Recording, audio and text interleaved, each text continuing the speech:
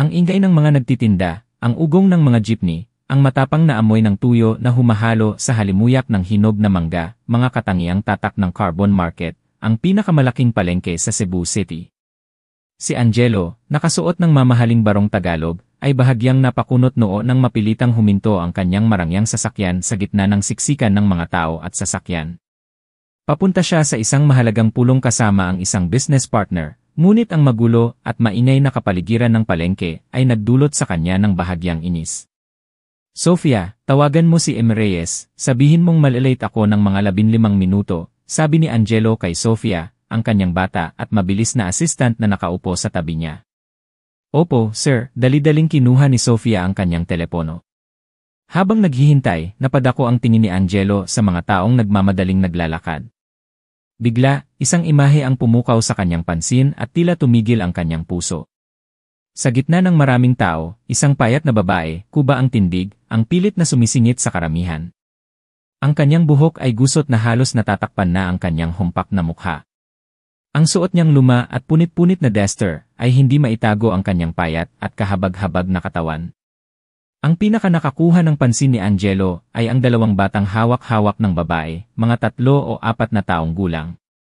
Ang dalawang bata ay payat din, marurusing, at ang kanilang mga damit ay punit-punit tulad ng sa kanilang ina. Ang isa ay nakasubsob sa balikat ng ina, mahimbing na natutulog, habang ang isa naman ay may malalaking mga matang inosenteng nakatingin sa paligid. Lumapit ang babae sa sasakyan ni Angelo, hawak ang isang bungkus ng lukot na tiket sa lottery, at mahinang nagsalita, Sir, bili na po kayo, kahit isang piraso lang po para makabili ng lugaw para sa mga anak ko. 2 araw na po silang walang laman ang tiyan." Ang boses na yon, bakit parang pamilyar? Dahan-dahang ibinaba ni Angelo ang bintana ng sasakyan, handa sanang tumanggi ng magalang. Ngunit nang magtama ang kanilang mga mata, nang iangat ng babae ang kanyang ulo, at ipakita ang kanyang pagod ngunit pamilyar na mga mata, tila huminto ang pagtibok ng puso ni Angelo. Diyos ko, si Elena! Si Elena, ang asawang minahal niya ng lubos, ang babaeng 4 na taon na niyang hinahanap. Ang babaeng akala niya ay tuluyan nang nawala sa kanyang buhay. Ang mukha ni Elena ay hindi na ang sariwa at maningning na mukha ng dalaginding na 18 taong gulang. Pinalitan ito ng paghihirap, ng balat na sinunog ng araw at hangin, ng malalalim na kulubot ng pag-aalala at pagod. Ang kanyang malalaking mga mata ay naroon pa rin, ngunit malalim na, pagod, at puno ng hindi maipaliwanag na kalungkutan. Nakatayo lang doon si Angelo, tulala, hindi makapaniwala sa nakikita. Tila may bumara sa kanyang lalamunan, at ang kanyang dibdib ay parang dinadaganan ng malaking bato. Naghalong emosyon ang bumuhos sa kanya, pagkagulat, sakit, awa, at isang galit na hindi niya mapigilan. Bakit narito si Elena? Bakit siya nagkaganito? At ang 2 bata, ang 2 batang nasa kanyang mga payat na bisig, sino sila? Si Elena, nang makita ang pamilyar na mukha ni Angelo, ay natigilan din ng laki ang kanyang mga mata, bakas ang pagkagulat at pagkabigla. Nautal siya at hindi makapagsalita, pagkatapos, sa isang natural na reaksyon, bigla niyang niyakap ng mahigpit ang kanyang 2 anak, tumalikod, at pilit na sumiksik sa karamihan na parang gustong takasan ang kanyang tingin. Ang imahe ni Elena, payat at marungis, yakap ang 2 anak sa gitna ng maingay na palengke, ay bumabagabag sa isip ni Angelo buong araw. Ang mahalagang pulong niya ay hindi naging matagumpay. Ang kanyang isip ay lumilipad, hindi makapag-focus. Hindi niya makalimutan ang desperadong tingin ni Elena, ang amoy ng kanyang luma at punit na damit na humahalo sa amoy ng pawis ng kahirapan at ang bahagyang amoy ng panis na gatas mula sa 2 bata. Isang lasa ng pait at sakit na tumatago sa puso. Nang gabi, pag-uwi niya sa kanyang marangya at malungkot na penthouse sa Cebu Business Park, hindi makatulog si Angelo. Nakatayo siya sa bintana, nakatingin sa maningning na tanawin ng lungsod, ngunit ang kanyang puso ay puno ng kaguluhan. Naalala niya ang mga nakaraang araw, ang mga araw na magkasama pa sila ni Elena, mahirap man ngunit puno ng kaligayahan. Noon, si Angelo ay isa lamang bagong graduate na mahirap na estudyante ng arkitektura, wala pang matatag na trabaho. Si Elena naman, isang maganda at mabait na probinsyana, ay binaliwala ang pagtutol ng kanyang pamilya para makasama siya. Nagrenta sila ng isang maliit at maalinsangang kwarto sa isang lugar ng mga manggagawa sa labas ng Cebu City.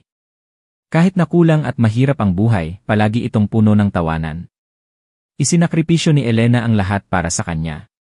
Ginawa niya ang lahat para kumita ng pera para sa kanilang dalawa, mula sa maagang paggising para kumuha ng sampag-ita at ibenta ulit, hanggang sa paghuhugas ng pinggan sa mga kainan.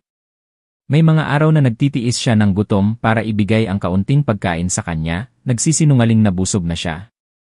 May mga gabing nakikita niyang nagpupuyat si Angelo sa kanyang mga plano, tahimik siyang nagtimpla ng mainit na kape at naupo sa tabi niya, tinatahi ang mga luma at punit na polo niya.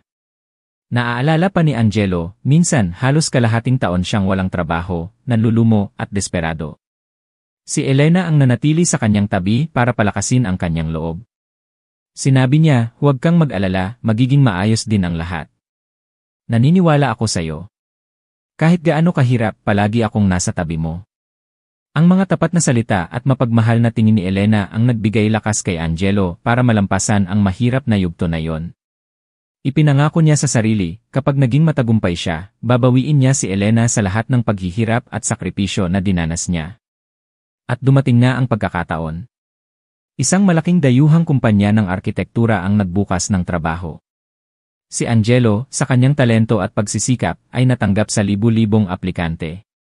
Nagsimulang guminhawa ang kanilang buhay. May pera na siya para bilhan si Elena ng mga bagong damit, dalhin siya sa mga mamahaling restaurant.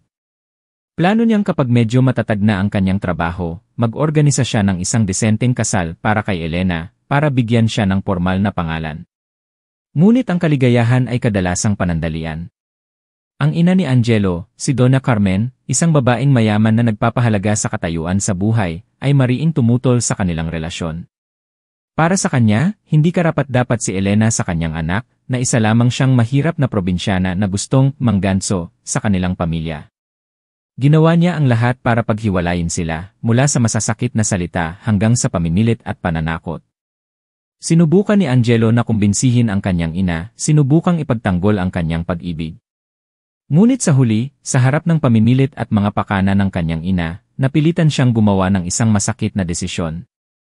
Pumayag siyang mag-aral sa Amerika ayon sa plano ng kanyang ina, na may pangakong pagkatapos niyang mag-aral, papayag na itong pakasalan niya si Elena. Bago umalis, sinabi niya ang lahat ng katotohanan kay Elena. Nakiusap siyang maghintay at magtiwala sa kanya. Si Elena, kahit na labis na nasasaktan, ay pilit nang umiti para palakasin ang kanyang loob. Sinabi niyang maghihintay siya, gaano man katagal. Ngunit pagkatapos ng ilang buwan sa Amerika, bigla na lang nawala si Elena na parang bula. Hindi niya matawagan at walang sagot sa kanyang mga sulat.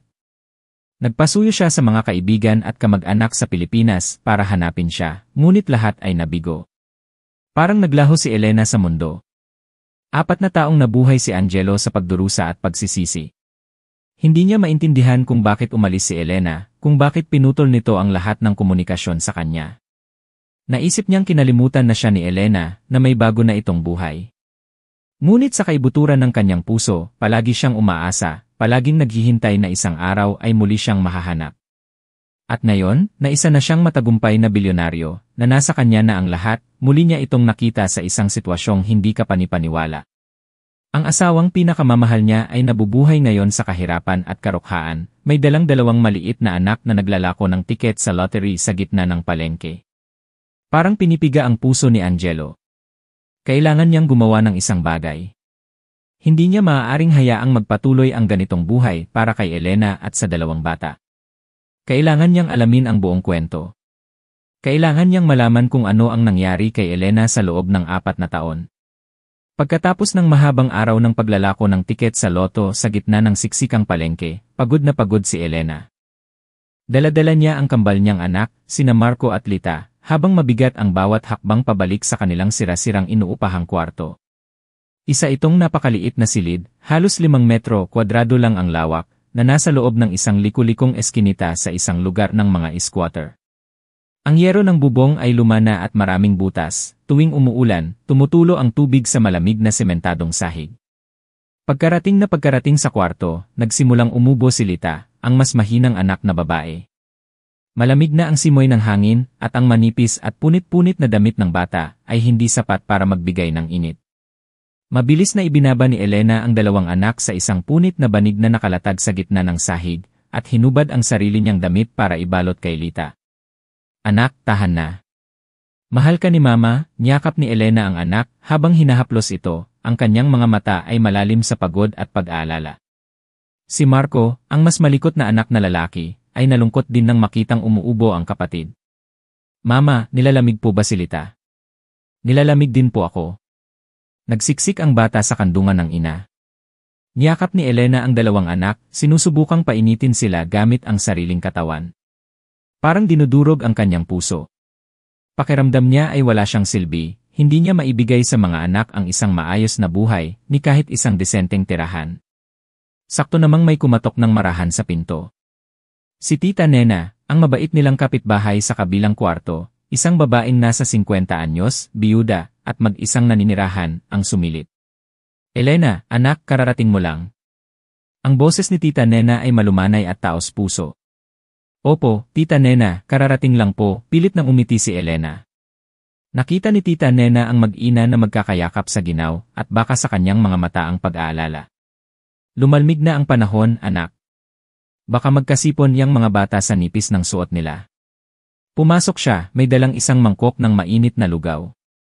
Heto, kaluluto ko lang ng lugaw. Pakainin mo muna ang mga bata. Siguradong gutom na yan. Naluha si Elena sa sobrang pasasalamat. Salamat po ng marami, Tita Nena. Palagi niyo na lang po kaming tinutulungan. Wala yon, anak, sabi ni Tita Nena. Magkapitbahay tayo, tulungan lang. Parang mga apo ko na rin yang mga bata. Sige na, pakainin mo na sila, bukas lulutuan ko ulit sila. Pagkasabi niyon, mabilis na tumalikod si Tita Nena, na para bang takot na tanggihan pa ni Elena. Sinundan ng tingin ni Elena si Tita Nena, puno ng pasasalamat ang puso. Mula nang lumipat sila sa lugar na yon, si Tita Nena lang ang tanging naging mabuti sa kanila. Paminsan-minsan, binibigyan niya sila ng kaning lamig, gulay, o tinapay. May mga gabing tumutulo ang bubong, pinapatulog sila ni Tita Nena sa kanyang kwarto, at ipinapahiram ang nag-iisa niyang kumot sa mga bata. Ang kabutihang ito, hindi alam ni Elena kung paano niya susuklian. Bumalik si Elena sa mga anak, sumandok ng lugaw, at maingat na sinubuan sina Marco at Lita. Gutom na gutom ang dalawang bata, at mabilis na naubos ang laman ng mangkok. Habang pinapanood ang mga anak na kumakain ng may gana, gumaan ng kaunti ang pakiramdam ni Elena. Pagkatapos kumain, nagpakwento sina Marco at Lita sa kanilang ina. Niyakap sila ni Elena at nagsimulang magkwento ng mga kathang isip niyang fairy tales. Mga kwento tungkol sa mga prinsesa, prinsipe, at mga mahika. Ang kanyang boses ay malumanay at mainit na nagpatulog sa dalawang bata. Nang mahimbing na ang tulog ni Marco at Lita, dahan-dahan silang inihiga ni Elena sa banig. Pinagmasdan niya ang kanilang mga mukhang anghel at bumuhos ang walang katapusang pagmamahal sa kanyang puso. Ang dalawang anak na ito ang tanging dahilan kung bakit siya nagpapatuloy mabuhay, nagpapatuloy umasa, gaano man kalupit at kapait ang buhay. Ngunit biglang sumagi sa isip niya ang imahe ni Angelo. Nakabalik na siya. Nakita niya ang kanyang dalawang anak. Ano ang gagawin niya? Makikilala kaya niya na sina Marco at Lita ay kanyang mga anak? Gugustuhin kaya niyang bawiin sila? Isang malabong takot ang bumalot sa kaluluwa ni Elena. Natatakot siya, natatakot na mawala ang kanyang dalawang anak, ang pinakamahalagang yaman sa kanyang buhay. Ayaw na niyang bumalik sa mga araw ng pagdurusa at kahihiyan sa piling ng pamilya nito. Gusto lang niya ng isang payapang buhay, kahit mahirap, kasama ang kanyang dalawang anak. Muling pumatak ang luha sa mga pisngi ni Elena. Tahimik siyang umiyak sa dilim, umiyak para sa kanyang sawing kapalaran, umiyak para sa malabong kinabukasan nilang mag-ina. Isa na namang mahabang gabi ng kawalan ng tulog para kay Elena. Matapos ang biglaan at nakakabagabag na pagkikita sa palengke, hindi na mapakali si Angelo. Ang imahe ni Elena at ng dalawang bata ay patuloy na umiikot sa kanyang isipan. Nagpasya siyang alamin ang kasalukuyang buhay nila. Ayaw niyang biglang magpakita at guluhin ang buhay ni Elena, lalo na't hindi pa niya tiyak kung anak niya ba ang dalawang bata. Inutusan niya si Sofia, ang kanyang mapagkakatiwalaang assistant, na lihim na imbestigahan kung saan nakatira si Elena. Hindi nagtagal, nahanap ni Sofia ang address ng sira-sirang paupahan kung saan nakatira ang mag-ina. Kinabukasan, hindi pumasok sa opisina si Angelo. Mag-isa siyang nagmaneho papunta sa lugar na yon, ipinarada ang sasakyan sa isang tabong sulok at tahimik na nagmasid. Nakita niyang lumabas si Elena kasama ang dalawang bata mula sa isang maliit at halos guguho ng kwarto. Mukha pa rin siyang payat at kahabag-habag tulad ng kahapon. Ang dalawang bata ay mukhang mas masigla ng kaunti, marahil dahil nabusog sa lugaw ni Tita Nena. Lihim na sinundan ni Angelo ang mag-ina. Nakita niyang dinala ulit ni Elena ang mga anak sa palengke para ipagpatuloy ang pagbebenta ng tiket sa lottery. Nakita niyang yumuyuko ito, nag-aalok ng bawat tiket sa mga dumadaan. Ang boses niya ay mahina at nanginginig. Nakita niyang may mga naawa at bumibili ng ilang piraso, ngunit marami rin ang walang pakialam na dumadaan lang, at may ilan pang nagpapakita ng pagkasuklam at pagtataboy. Parang pinipiga ang puso ni Angelo sa tuwing nakikita niyang minamaltrato si Elena. Gusto niyang lumabas at ipagtanggol siya, gusto niyang isigaw sa mga taong iyon na ang babaeng kanilang hinahamak ay dating asawa ng isang bilyonaryong tulad niya. Ngunit pinigilan niya ang sarili. Alam niyang hindi pa ito ang tamang panahon. Nakita niyang naglakad si Elena kasama ang mga anak sa iba't ibang eskinita ng palengke, mula umaga hanggang gabi. Namamaga na ang kanyang mga paang walang sapin sa sobrang paglalakad. Pagod na rin ang dalawang bata, at paminsan-minsan ay nagpapakarga sa ina.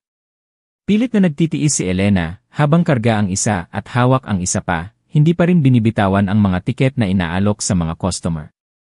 Minsan, nakita ni Angelo na pinagalitan si Elena ng isang may-ari ng tindahan dahil naglakas loob siyang magbenta ng tiket sa harap ng kanyang pwesto. Umalis ka! Umalis ka sa paningin ko! Kayong mga pulubing marurungis, minamalas niyo ang tindahan ko, sigaw ng may-ari habang iwinawasiwas ang kamay na parang nagtataboy ng masamang espiritu. Si Marco, nang makitang pinapagalitan ng ina, ay natakot at napaiyak. Agad na niyakap ni Elena ang anak, bumubulong para patahanin ito. Anak, tahan na, walang anuman yon. Pasensya na, anak. Pagkatapos ay yumuko siya at humingi ng paumanhin sa may-ari ng tindahan, at mabilis na dinala ang mga anak sa ibang lugar. Pinanood ni Angelo ang lahat mula sa malayo, ang kanyang mga kamao ay nakakuyom ng mahigpit na namuti na ang mga buko. Isang matinding galit ang bumalot sa kanya. Gusto niyang sugurin ang may-ari ng tindahan at turuan ito ng leksyon, ngunit pinilit niyang manatiling kalmado. Alam niyang kung gagawin niya yon, lalo lang gugulo ang sitwasyon. Buong araw, lihim na sinundan at pinanood ni Angelo ang hirap at kahihiyang dinaranas ng mag-ina. Nakita niyang nagtitiis ng gutom si Elena para ibigay ang kaunting tinapay sa kanyang mga anak. Nakita niyang humihingi siya ng tubig sa mga tindahan sa tabi ng daan para ipainom sa mga bata. Nakita niyang hinarap niya ang maraming mapanuring at mapanghamak na tingin mula sa mga tao. Pagsapit ng gabi, nang bumalik na ang mag-ina sa kanilang sirasirang kwarto, nanatili pa rin si Angelo sa isang tagong sulok para magmasid. Nakita niyang muling dinalhan sila ni Tita Nena ng kaning lamig at tirang pagkain. Nakita niyang mabilis na kumain si Elena ng ilang subo bago dali-daling pinaliguan at binihisan ang dalawang anak. Nakita niyang niyakap niya ang mga ito at kinantahan para makatulog. Habang pinapanood ang mga eksenang iyon, parang dinudurog ang puso ni Angelo. Hindi niya akalain na ang asawang pinakamamahal niya ay daranas ng ganito kahirap na buhay. At ang dalawang batang iyon, kung sila nga ay kanyang mga anak, nagkasala siya ng isang kasalanang hindi mapapatawad. Pinabayaan niya sila, hinayaan silang magdusa sa hirap at pait. Nang gabing iyon, hindi umuwi si Angelo. Nanatili siya sa loob ng kotse, gising buong magdamag. Gising habang nakatingin sa direksyon ng kwarto ni Elena, ang isip ay puno ng nagtatalong mga saloobin. Kailangan niyang gumawa ng paraan. Hindi niya maaaring hayaang magpatuloy ang sitwasyong ito kahit isang araw pa. Kailangan niyang malaman ang katotohanan. Kailangan niyang malaman kung ang dalawang bata ay kanyang mga anak. At kung totoo nga, gagawin niya ang lahat para bumawi sa mag-ina, kahit ano pa man ang kapalit. Matapos ang ilang araw ng lihim na pagmamanman at pagsaksi sa hirap na dinaranas ng mag-inang Elena, hindi na makatiis si Angelo. Nagpasya siyang kumilos. Ang unang kailangan niyang gawin ay tiyakin ang ugnayan ng dugo sa pagitan niya at ng dalawang bata, sina Marco at Lita. Tinawag niya si Sofia at binigyan ng isang espesyal na gawain na kailangang isagawa ng lihim at sa lalong madaling panahon. Humanap ng paraan para makakuha ng sample ng buhok o kuko ni na Marco at Lita para sa DNA test. Si Sofia, bagamat nagulat sa kakaibang utos ng kanyang boss, ay sumunod ng walang tanong. Alam niyang may dahilan si Angelo sa lahat ng kanyang ginagawa. Sa pamamagitan ng kanyang galing at kaunting swerte, nagawang lapitan ni Sofia sina Marco at Lita habang naglalaro ang mga ito sa labas ng kanilang inuupahan. Nagpanggap siyang naliligaw, nagtanong ng direksyon, at nakipagkilala sa dalawang bata. Gamit ang ilang maliliit na laruan at matatamis na candy, madali niyang nakuha ang ilang hibla ng buhok nina Marco at Lita nang hindi nagdudulot ng anumang hinala. Ang mga sample ng buhok ay mabilis na ipinadala sa pinakapinagkakatiwalaang DNA testing center sa lungsod. Kinakabahan na naghintay si Angelo sa resulta. Ang ilang araw na iyon ay parang isang siglo para sa kanya. Hindi siya makapag-focus sa trabaho, ang kanyang isip ay laging nasa kina Elena at sa dalawang bata. Sa wakas, dumating din ang araw ng resulta. Pumasok si Sofia sa opisina ni Angelo dala ang isang selyadong sobre, ang kanyang mukha ay medyo seryoso. Sir, narito na po ang resulta ng DNA test. Inilapag ni Sofia ang sobre sa mesa. Kumakabog ang puso ni Angelo. Nanginginig niyang kinuha ang sobre, bahagyang nanginginig ang kamay habang binubuksan ito. Sa loob ay isang papel na may mga komplikadong salita at numero. Mabilis niyang tiningnan ito at huminto sa huling konklusyon. Ang resulta ng pagsusuri sa DNA ay nagpapakita na si Angelo de la Cruz ay may kaugnayan sa dugo bilang ama sa dalawang batang nagngangalang Marco Reyes at Lita Reyes. Ang pagkakatugma ay 79.999%. Nahulog ang papel ng resulta mula sa kamay ni Angelo. Natigilan siya, tulala. Parang isang malakas na kuryente ang dumaan sa kanyang buong katawan. Sina Marco at Lita ay kanyang mga anak. Ang dalawang payat, marungis, at gusgusing bata na nakita niya sa palengke ay kanyang sariling dugo. Isang di maipaliwanag na pakiramdam ang bumalot kay Angelo, masaya, masakit, nagsisisi, at naawa. Mayroon siyang mga anak, mayroon siyang kambal na mga anak na kaakit-akit at kaibig-ibig. Ngunit hindi niya alam ang kanilang pag-iral sa loob ng 3 taon. Pinabayaan niya sila, hinayaan silang mabuhay sa kahirapan, kakulangan, at sakit. Diyos ko! Niyakap ni Angelo ang kanyang ulo at yumuko sa mesa, ang kanyang mga luha ay sunod-sunod na pumatak. Sa kauna-unahang pagkakataon sa kanyang buhay, ang malamig at matigas na bilyonaryo ay humagulgol na parang isang bata. Umiyak siya dahil sa kaligayahan na mahanap ang kanyang mga anak. Umiyak siya dahil sa pagsisisi, dahil sa kasalanang kanyang nagawa. Nakatayo sa tabi niya si Sofia at hindi rin napigilang mapaluha. Matagal na siyang nagtatrabaho para kay Angelo para maintindihan kahit papaano ang kanyang pagkatao. Alam niyang mabuting tao si Angelo, kahit na laging malamig ang kanyang panlabas na anyo, at naiintindihan din niya ang sakit at pagdurusa na kanyang pinagdadaanan. Ilang sandali pa, itinaas ni Angelo ang kanyang ulo, ang kanyang mga mata ay pula at namamaga. Tumingin siya kay Sofia, ang kanyang boses ay paos. Sofia, alam mo ba? Sina Marco at Lita mga anak ko, sila mga tunay kong anak. Opo, alam ko po, sir, mahinang sagot ni Sofia. Kaya bakit? Bakit hindi sinabi sa akin ni Elena? Masakit na tanong ni Angelo. Bakit siya nag-isang tiniis ang lahat ng paghihirap na ito? Bakit niya hinayaang mabuhay ang ating mga anak sa ganitong kalagayan? Tumayo siya, pabalik-balik sa kwarto, ang kanyang isip ay gulong-gulo. Hindi pwede, hindi ko maaaring hayaang magpatuloy ang buhay ng mag-inang Elena ng ganito. Kailangan kong gumawa ng paraan. Kailangan kong bumawi sa kanila. Pero saan ako magsisimula? Tumingin siya kay Sofia, ang kanyang mga mata ay puno ng pakiusap. Sofia, tulungan mo ako, pwede ba? Magsiyasat ka pa tungkol sa buhay ni Elena sa loob ng 4 na taon. Gusto kong malaman ang lahat, walang labis, walang kulang. Gusto kong malaman kung bakit siya nagkaganito. Gusto kong malaman kung paano sila nabuhay sa loob ng 3 taon. Tumango si Sofia, ang kanyang boses ay matatag. Opo, sir, gagawin ko po ang lahat ng aking makakaya. Nabulgar na ang sikreto, ngunit ito rin ang simula ng isa pang trahedya. Haharapin ni Angelo ang malupit na katotohanan tungkol sa mga nangyari, at higit sa lahat, haharapin niya ang kanyang sariling konsensya. Matapos malaman ang katotohanan na sina Marco at Lita ay kanyang mga tunay na anak, hindi na mapakali si Angelo. Nagpasya siyang hanapin agad si Elena upang magkausap sila ng malinaw, upang humingi ng tawad sa kanya, at higit sa lahat, upang kilalanin ang kanyang 2 anak. Nang gabing iyon, sa kabila ng payo ni Sofia na maghinay-hinay muna, mag-isa pa ring nagmaneho si Angelo papunta sa tinitirhan ni Elena. Hindi na siya makapaghintay pa. Pagdating doon, wala si Elena sa kanyang kwarto. Nagtanong siya kay Tita Nena at nalaman niyang tuwing gabi ay dinadala ni Elena ang dalawang anak sa gate ng kalapit na ospital para humingi ng limos na pagkain, dahil matumal ang benta ng lottery at hindi sapat ang kinikita niya para pambili ng bigas. Parang piniga ang puso ni Angelo. Mabilis siyang nagmaneho papunta sa gate ng ospital. Sa gitna ng mga taong dumadaan, nakita niya ang pamilyar na anino ni Elena. Nakaupo siyang nanginginig sa isang malamig na sementadong hagdan, mahigpit na yakap sina Marco at Lita na nakakatulog na sa kanyang kandungan. Sa harap niya ay isang walang lamang plastik na mangkok.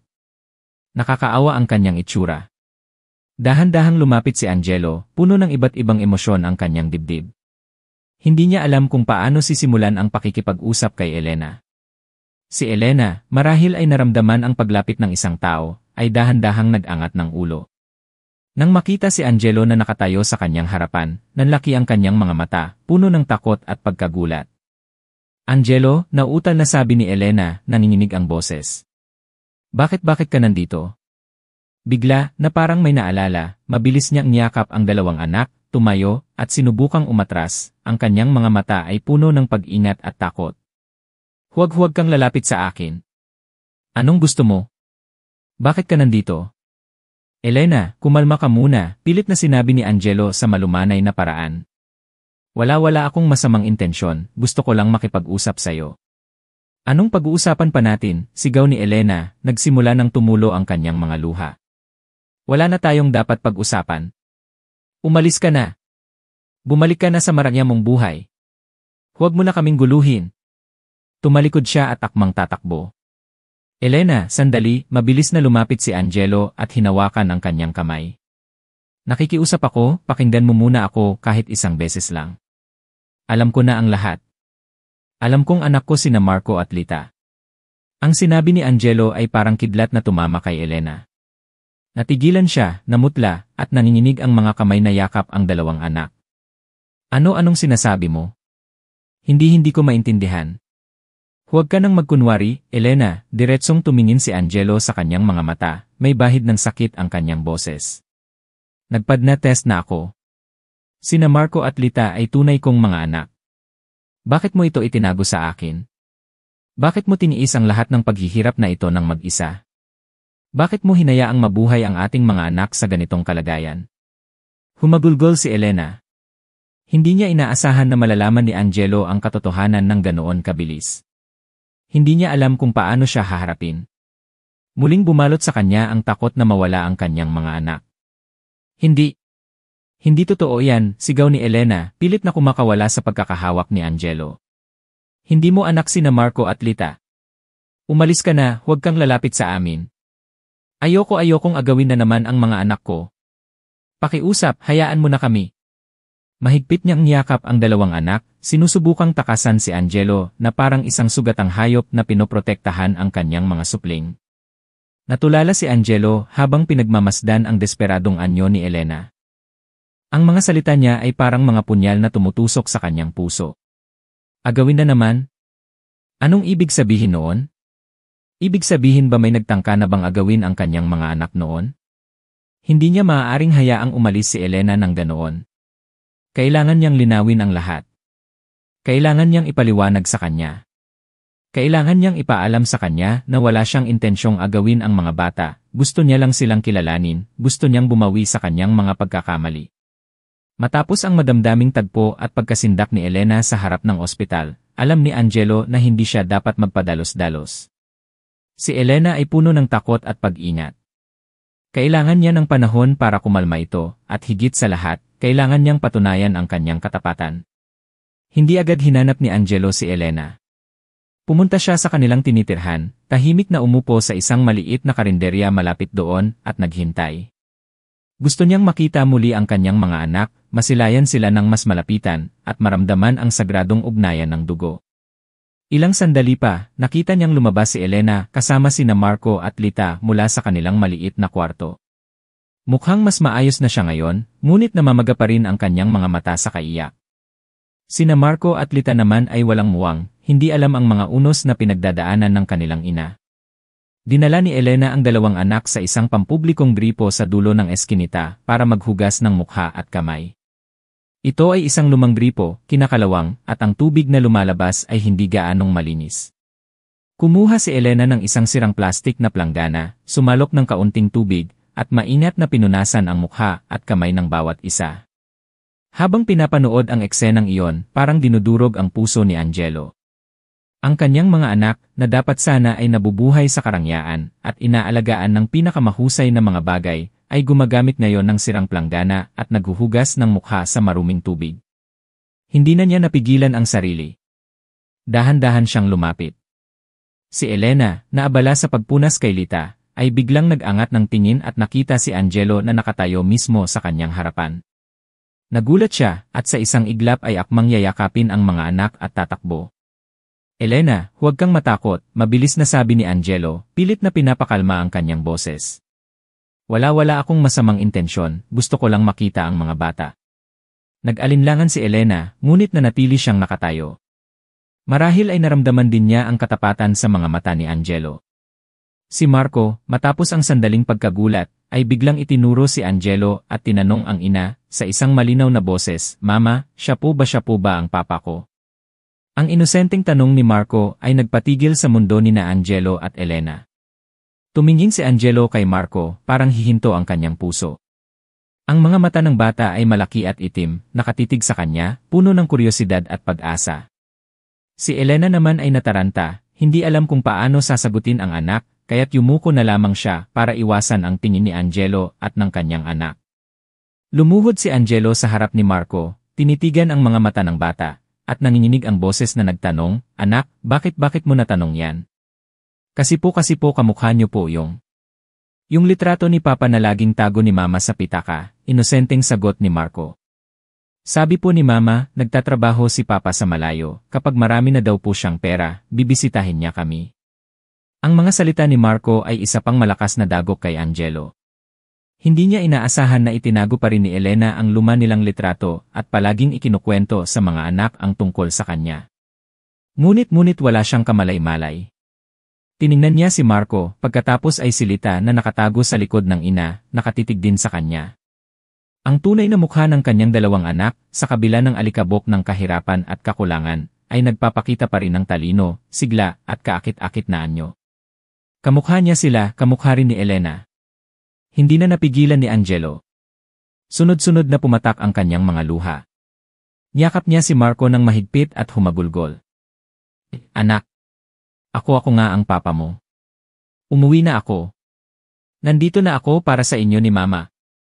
Sa unang pagkakataon sa kanyang buhay, nayakap niya ang kanyang anak, narinig ang tawag na, Papa, mula sa bibig nito, kahit na ito ay isang inosenteng tanong lamang. Isang sagradong pakiramdam, isang walang hanggang kaligayahan ang bumalot sa kanyang buong katawan. Alam niya, mula sa sandaling ito, magbubukas na ang isang bagong kabanata sa kanyang buhay, isang kabanata kasama sina Elena, Marco, Lita, at isang buong pamilya. Nakatayo lang doon si Elena, pinapanood ang tagpo ng mag-ama, habang walang tigil din ang pagpatak ng kanyang mga luha. Masaya siya, malungkot, at may kaunting takot. Hindi niya alam kung ano ang magiging kinabukasan nilang mag-ina. Matapos ang madamdamin at emosyonal na pagkakakilala, hindi na gustong hayaan ni Angelo na magdusa pa ang kanyang pamilya kahit isang saglit. Nagpasya siyang dalhin sila sa isang maayos na lugar para kumain. Elena, Marco, Lita, halina kayo. Dadalhin ko kayo sa masarap na kainan, pilit nang umiti si Angelo, kahit na puno pa rin ng iba't ibang emosyon ang kanyang dibdib. Nag-alinlangan si Elena. Pero ang mga damit namin ni. Tiningnan niya ang kanyang punit-punit na damit at ang sa kanyang mga anak at nakaramdam ng hiya. Walang problema yan, hinawakan ni Angelo ang kamay ni Elena, malumanay ang kanyang tingin. Ang mahalaga ay magkakasama tayo. Tara na. Dinala niya ang mag-ina sa isang simpleng kainan, hindi gaanong magara ngunit malinis at maayos. Ito ang unang pagkakataon ni na Marco at Lita na makapasok sa ganitong lugar. Gulat silang tumingin sa paligid, lahat ay bago at kakaiba sa kanila. Nang ilapag ng serbidora ang isang mainit at mabangong mangkok ng beef mami, nanlaki ang mga mata ni Lita at mahinang nagtanong sa ina, Mama, ito po pwede po ba itong kainin? Ang inosenteng tanong ni Lita ay parang bumasag sa puso ni Angelo. Hindi niya maisip na ang kanyang anak, isang 3 taong gulang na bata, ay hindi pa nakakakain ng isang desenteng bowl ng noodles. Naluha rin si Elena, puno ng luha ang kanyang mga mata. Niyakap niya si Lita, at nanginginig ang boses na sinabi, "Naman, anak. Masarap yan. Kain ka na. Ngayon na yon, hindi na tayo magugutom." Agad na kumuha ng mangkok si Angelo at sinalinan ng mami sina Marco at Lita. Maingat niyang kinuha ang bawat piraso ng malambot na baka, hinipan ito para lumamig bago isubo sa dalawang anak. Gutom na gutom sina Marco at Lita, at kumain sila ng may kasamang luha at sipon. Habang pinapanood ang mga anak na kumakain ng may gana, nakaramdam si Angelo ng kakaibang init sa kanyang puso, ngunit may kasama ring matinding awa. Nilagyan niya ng karne ang mangkok ni Elena. "Kumain ka na, Elena. Sobrang payat mo na." Tumingin si Elena kay Angelo, may bahid ng pasasalamat, ngunit mayroon pa ring distansya sa kanyang mga mata. Tahimik siyang kumain, walang imik. Ang kanilang pagkain ay naganap sa isang medyo alanganing ngunit puno ng damdaming kapaligiran. Habang kumakain, sinamantala ni Angelo na tanungin si Elena tungkol sa kanilang buhay sa mga nakaraang taon. Pabalat bunga lang ang kwento ni Elena, iniiwasan ang mga masasakit na detalye. Ngunit sa mga sinabi niya, kahit paano ay nabuo sa isip ni Angelo ang mga hirap at pasakit na pinagdaanan nito ng mag-isa. Alam niyang may utang siya kay Elena, isang taos pusong paumanhin at isang buong buhay ng pagbabayad puri. Pagkatapos kumain, dinala ni Angelo ang mag-ina para mamili ng mga bagong damit. Pinili niya para kay Elena ang mga disente at formal na damit na babagay sa kanyang payat na pangangatawan. Pinili niya para kina Marco at Lita ang mga magaganda at kaakit-akit na damit pambata. Sa unang pagkakataon sa kanilang buhay, nakasuot sina Marco at Lita ng mga bagong damit na walang punit. Masayang nagtakbuhan ang dalawang bata sa loob ng tindahan, hindi mapigil ang ngiti. Habang pinapanood ang maningning na ngiti ng kanyang mga anak, napuno ng kaligayahan ang puso ni Angelo. Ipinangako niya sa sarili na mula ngayon, hindi na niya hahayaang mawala ang ngiting iyon sa kanilang mga labi. Gagawin niya ang lahat para mabigyan sila ng isang masaganang at masayang buhay, para punan ang lahat ng kanilang mga kakulangan at pagdurusa. Nang gabi, dinala ni Angelo ang mag-ina sa isang mamahaling kondominium unit na inupahan na niya.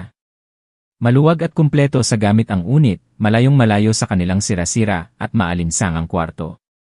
Masayang nagtakbuhan sina Marco at Lita sa buong bahay, ginalugad ang bawat sulok. "Mama, ang ganda po ng bahay natin," sigaw ni Marco. "May malambot na kama po dito, Mama." Si Lita naman ay mahiyang sumiksik sa kandungan ng ina at bumulong, "Mama, ang bahay po natin kasing ganda po ng sa mga fairy tale na kinukwento nyo." Niyakap ni Elena ang dalawang anak, muling pumatak ang luha sa kanyang mga pisngi. Hindi niya akalain na magbabago ang kanyang buhay ng ganito kabilis sa loob lang ng isang araw. Tumingin siya kay Angelo, ang kanyang mga mata ay puno ng pasasalamat at kaunting pag-aalinlangan. Lumapit si Angelo at niyakap silang tatlo. "Mula ngayon, ito na ang ating tahanan, Elena.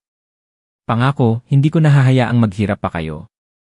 Sa mga unang araw sa bagong apartment, tila isang bagong kabanata ang nagbukas para sa buhay ng mag-inang Elena. Sina Marco at Lita ay nakakakain ng sapat, nakasuot ng malilinis na damit at natutulog sa malalambot na kama. Mabilis na naka-adjust ang dalawang bata sa kanilang bagong buhay, naging mas masayahin at masigla sila. Inilaan ni Angelo ang lahat ng kanyang libreng oras para alagaan ang kanyang asawa at mga anak. Dinala niya sina Marco at Lita sa parke, binilhan ng mga laruan, at binasahan ng mga kwento. Ang ugnayan ng mag-aama ay lalong tumibay. Si Elena, kahit may kaunting hiya at pag-aalinlangan pa, ay unti-unti nang nagiging mas bukas. Ang pag-aalaga at atensyon ni Angelo ay unti-unting nagpapalambot sa kanyang nanigas na puso. Nagsimula siyang maniwala na marahil, hindi pa tuluyang tumalikod sa kanila ang kaligayahan. Gayunpaman, hindi pa nagtatagal ang kanilang muling pagsasama ay dumating na naman ang pagsubok. Si Donna Carmen, ang ina ni Angelo, matapos malaman na natagpuan na ng kanyang anak ang probinsiyanang asawa at ang dalawang bastardo, ay galit na galit. Hindi niya matanggap ang katotohanan ito. Para sa kanya, si Elena ang sumira sa buhay ng kanyang anak, si Elena ang nagtulak kay Angelo na suwayin siya.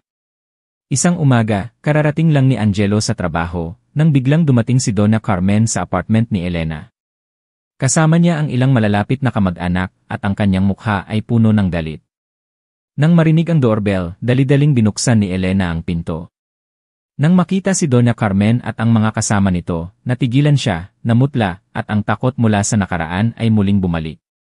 Senora, bakit po kayo nandito? Nauutal na sabi ni Elena. Hindi sumagot si Doña Carmen, tiningnan si Elena mula ulo hanggang paa, puno ng paghamak. Ang galing mo rin, no? Kapituko ka talaga. Pinalayas na kita sa bahay, pero ang kapal pa rin ng mukha mong bumalik at landiin ang anak ko. Pagkatapos ay tumingin siya sa loob ng bahay at nakita sina Marco at Lita na naglalaro sa sala, lalo siyang nagalit. At itong dalawang paslit na to, sa itsura pa lang halatang mga anak pulubi na. Kung ano ang puno, siya ang bunga. Huwag niyo pong pagsalitaan ng ganyan ang mga anak ko. Pilit na kinuha ni Elena ang lahat ng kanyang lakas ng loob para ipagtanggol ang kanyang mga anak, kahit na takot siya. Wala po silang kasalanan. Walang kasalanan, mumisi si Doña Carmen. Ang pinakamalaking kasalanan nila ay ang ipinanganak sila sayo. Anak ng isang babaeng walang pinanggalingan, walang pinag-aralan, walang trabaho. Sila ang kahihiyan ng pamilya ko. Ang masasakit na salita ni Doña Carmen ay parang mga punyal na tumusok sa puso ni Elena. Napatakip siya sa mukha at humagulgol. Hindi niya akalain na pagkatapos ng maraming taon, hindi pa rin nagbabago ang matanda, ganoon pa rin ito kalupit at mapang-api. Narinig nina Marco at Lita ang iyak ng kanilang ina at dali-daling lumapit.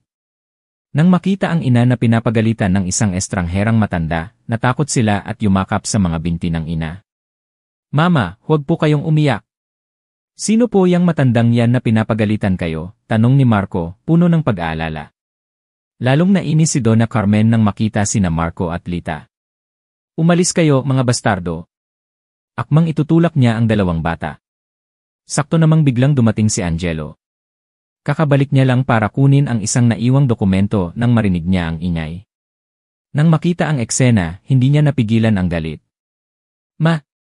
Anong ginagawa niyo? Sigaw ni Angelo, tumakbo para protektahan si Elena at ang mga anak. Medyo natigilan si Doña Carmen nang makita ang anak, ngunit pilit pa ring nagpakatatag. Angelo, butit dumating ka. Tinuturuan ko lang ng leksyon itong walang galang mong asawa.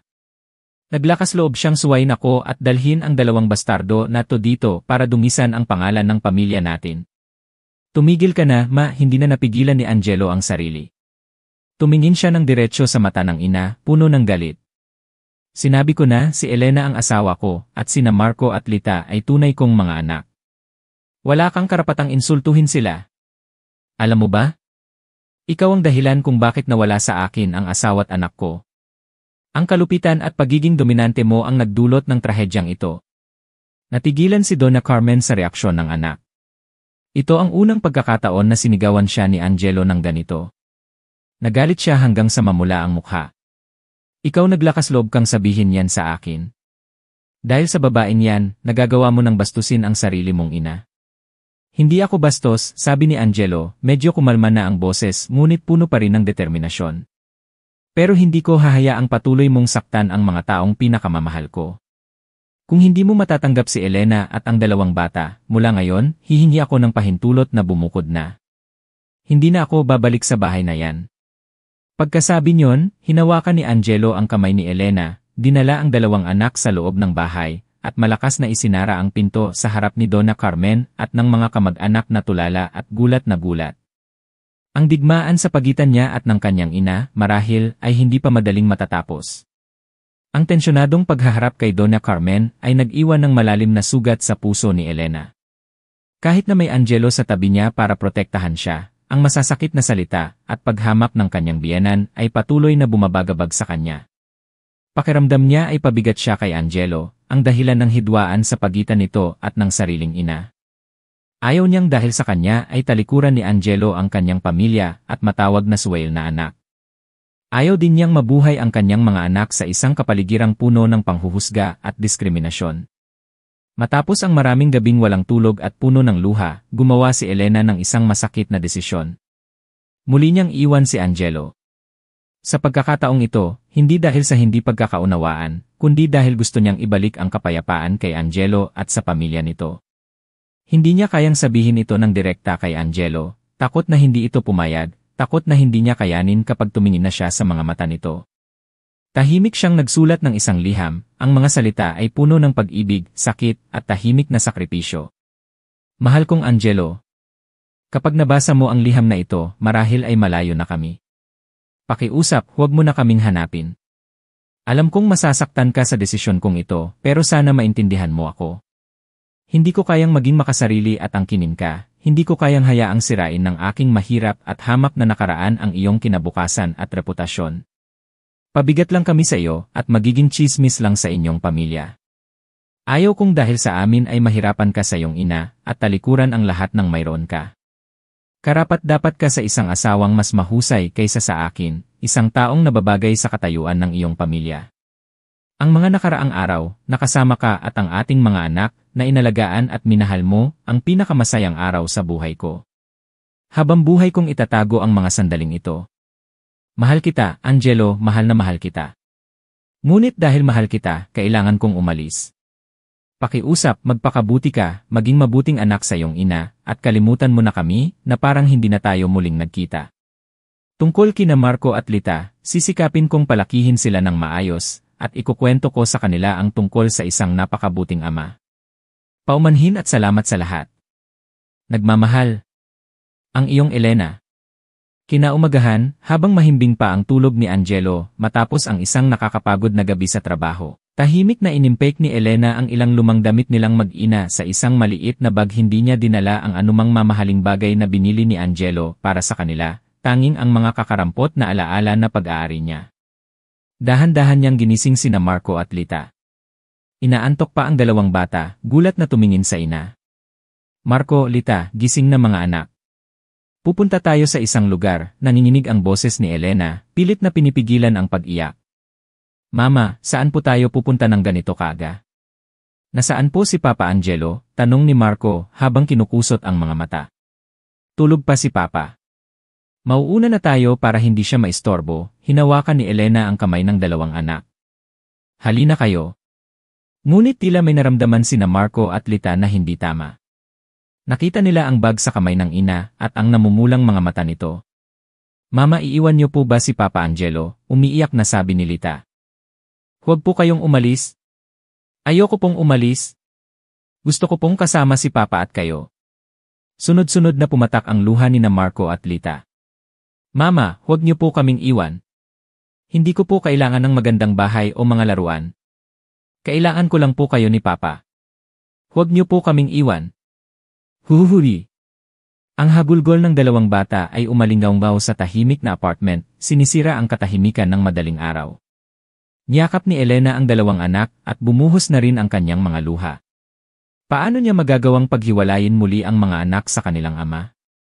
Paano niya magagawang alisin ang kaligayahang kasisimula pa lang nilang maramdaman? Parang pinipiga ang kanyang puso. Mga anak, tahan na, garalgal ang boses ni Elena. Hindi ko kayo iiwan. Dadalhin ko lang kayo sa isang mas tahimik na lugar. Ngunit alam niyang hindi siya maaaring manatili. Kailangan niyang umalis para kay Angelo at para na rin sa kinabukasan ng kanyang mga anak. Pinatahan niya sina Marco at Lita sandali bago tahimik na dinala palabas ng apartment, iniwan ang liham sa mesa at isang sakit na hindi maipaliwanag sa salita. Nang magising si Angelo, wala na sina Elena at ang mga anak. Ang nakita niya lang ay ang liham na naiwan sa mesa. Matapos basahin ang liham, parang gumuho ang mundo niya. Umalis na naman si Elena. Muli siyang iniwan, kasama pa ang dalawang anak. Elena! Bakit ka ba ganyan katanga? Desperadong sigaw ni Angelo. Dali-dali siyang sumakay sa kotse at umalis, sinimulan ang isang walang katiyakang paghahanap. Pumunta siya sa dati nilang tinitirhan, tinanong si Tita Nena, ngunit hindi rin nito alam kung saan nagpunta si Elena. Pumunta siya sa mga terminal ng bus at istasyon ng tren, umaasang makahanap ng bakas, ngunit lahat ay walang saysay. Parang naglaho si Elena sa lungsod. Ginamit ni Angelo ang lahat ng kanyang koneksyon, nagpatulong kay Sofia at sa mga kaibigan. Nagpost siya ng mga litrato ni na Elena, Marco, at Lita sa social media at sa media, umaasang may makakakilala sa kanila. Ang mga sumunod na araw ay mahaba at puno ng desperasyon para kay Angelo. Halos hindi siya kumakain o natutulog, naglalakad sa mga eskinita, palengke, at mga lugar na maaaring puntahan ni Elena. Pumunta siya sa mga charity center, mga ampunan, sa ilalim ng tulay, sa mga ospital, kahit sa ang lugar na maaaring may mga mahihirap na palaboy. Ang imahe ni Elena, payat at marungis, yakap ang dalawang anak habang naglalako ng tiket, ay muling bumabagabag sa kanyang isipan. Sinisi niya ang sarili sa pagiging manhid, sa hindi pagpansin sa mga takot at pag-aalala ni Elena.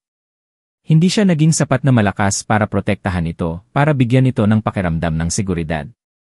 Samantala, ang kwento ng isang batang ina na mag-isang nagpapalaki ng kambal at ang larawan ng dalawang payat at marungis na bata na may hawak na karatulang trabaho po para kay mama, para makabili ng gatas para sa amin, ay nagsimulang kumalat sa social media. Isang nagdaraan ang aksidenteng nakakuha ng larawan at nagpost nito na nagdulot ng malaking simpatya at awa mula sa komunidad. Maraming nag-share ng kwento na nawagan ng tulong para sa mag-ina. Nagsimula na ring kumilos ang mga organisasyong pangkawang gawa para hanapin sila. Nang makita ni Angelo ang mga larawang iyon online, parang piniga ang kanyang puso. Agad niyang nakilala na sina Elena, Marco at Lita yon. Ang mga anak ko namamalimos na naman sila. Isang matinding sakit at galit ang bumalot sa kanya. Lalong tumibay ang kanyang determinasyon na hanapin ang mag-ina, hindi niya hahayaang magdusa pa sila kahit isang saglit. Nagpatuloy ang paghahanap sa kawalan. Halos nalibot na ni Angelo ang buong lungsod, ngunit wala pa ring balita. Nakaramdam siya ng kawalan ng pag-asa. Natatakot siyang kung hindi niya sila mahahanap kaagad, may masamang mangyayari. Samantala, si Elena, matapos umalis sa apartment ni Angelo, ay dinala ang dalawang anak sa isa pang mas malayong lugar ng mga squatter, umaasang makakatakas sa paghahanap nito. Ipinagpatuloy niya ang paglalako ng tiket, ngunit lalo lang humirap ang buhay. Unti-unting nanghina ang kanyang kalusugan, at hindi sapat ang kinikita niya para sa gatas ng mga anak. May mga araw na nagtitiis silang tatlo ng gutom. Habang pinapanood ang kanyang mga anak na lalong pumapayat at namumutla, parang dinudurog ang puso ni Elena. Hindi niya alam kung hanggang kailan pa siya makakatagal. Ang alam niya lang ay yakapin ang kanyang mga anak at manalangin sa Diyos na kaawaan sila at bigyan ng pag-asa.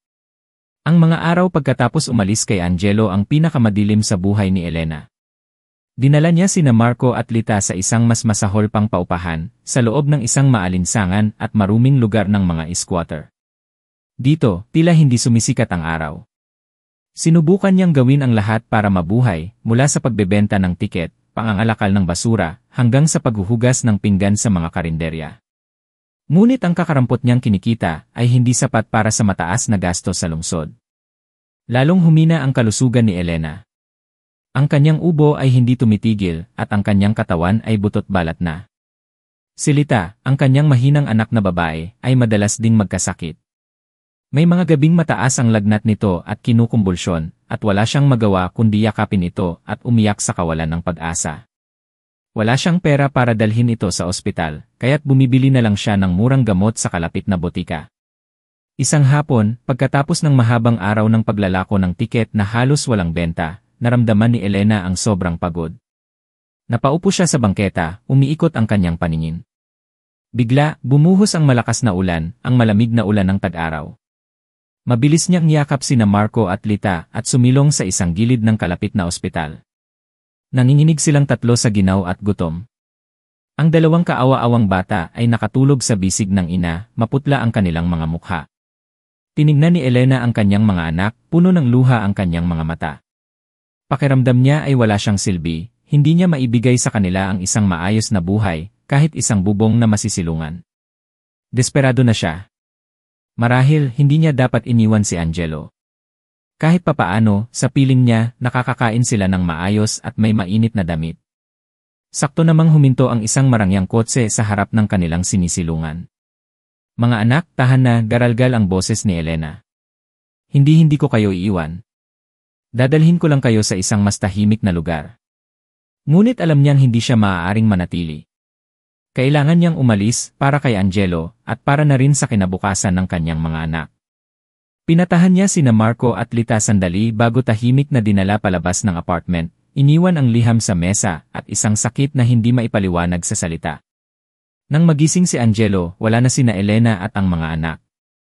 Ang nakita niya lang ay ang liham na naiwan sa mesa. Matapos basahin ang liham, parang gumuho ang mundo niya. Umalis na naman si Elena. Muli siyang iniwan, kasama pa ang dalawang anak. Elena! Bakit ka ba ganyan katanga? Desperadong sigaw ni Angelo. Dali-dali siyang sumakay sa kotse at umalis, sinimulan ang isang walang katiyakang paghahanap. Pumunta siya sa dati nilang tinitirhan, tinanong si Tita Nena, ngunit hindi rin nito alam kung saan nagpunta si Elena. Pumunta siya sa mga terminal ng bus at istasyon ng tren, umaasang makahanap ng bakas, ngunit lahat ay walang saysay. Parang naglaho si Elena sa lungsod. Ginamit ni Angelo ang lahat ng kanyang koneksyon, nagpatulong kay Sofia at sa mga kaibigan. Nagpost siya ng mga litrato ni Elena, Marco, at Lita sa social media at sa media, umaasang may makakakilala sa kanila. Ang mga sumunod na araw ay mahaba at puno ng desperasyon para kay Angelo. Halos hindi siya kumakain o natutulog, naglalakad sa mga eskinita, palengke, at mga lugar na maaaring puntahan ni Elena. Pumunta siya sa mga charity center, mga ampunan, sa ilalim ng tulay, sa mga ospital, kahit saang lugar na maaaring may mga mahihirap na palaboy. Ang imahe ni Elena, payat at marungis, yakap ang dalawang anak habang naglalako ng tiket, ay muling bumabagabag sa kanyang isipan. Sinisi niya ang sarili sa pagiging manhid, sa hindi pagpansin sa mga takot at pag-aalala ni Elena. Hindi siya naging sapat na malakas para protektahan ito, para bigyan ito ng pakiramdam ng seguridad. Samantala, ang kwento ng isang batang ina na mag-isang nagpapalaki ng kambal at ang larawan ng dalawang payat at marungis na bata na may hawak na karatulang trabaho po para kay mama, para makabili ng gatas para sa amin, ay nagsimulang kumalat sa social media. Isang nagdaraan ng aksidenteng nakakuha ng larawan at nagpost nito na nagdulot ng malaking simpatya at awa mula sa komunidad. Maraming nag-share ng kwento na nawagan ng tulong para sa mag-ina. Nagsimula na rin kumilos ang mga organisasyong pangkawang gawa para hanapin sila. Nang makita ni Angelo ang mga larawang iyon online, parang piniga ang kanyang puso. Agad niyang nakilala na sina Elena, Marco, at Lita yon.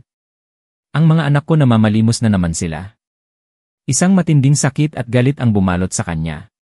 Lalong tumibay ang kanyang determinasyon na hanapin ang mag-ina, hindi niya hahayaang magdusa pa sila kahit isang saglit. Nagpatuloy ang paghahanap sa kawalan. Halos nalibot na ni Angelo ang buong lungsod, ngunit wala pa ring balita. Nakaramdam siya ng kawalan ng pag-asa. Natatakot siyang kung hindi niya sila mahahanap kaagad, may masamang mangyayari. Samantala, si Elena, matapos umalis sa apartment ni Angelo, ay dinala ang dalawang anak sa isa pang mas malayong lugar ng mga squatter, umaasang makakatakas sa paghahanap nito. Ipinagpatuloy niya ang paglalako ng tiket, ngunit lalo lang humirap ang buhay. Unti-unting nanghina ang kanyang kalusugan, at hindi sapat ang kinikita niya para sa gatas ng mga anak. May mga araw na nagtitiis silang tatlo ng gutom. Habang pinapanood ang kanyang mga anak na lalong pumapayat at namumutla, parang dinudurog ang puso ni Elena. Hindi niya alam kung hanggang kailan pa siya makakatagal. Ang alam niya lang ay yakapin ang kanyang mga anak at manalangin sa Diyos na kaawaan sila at bigyan ng pag-asa.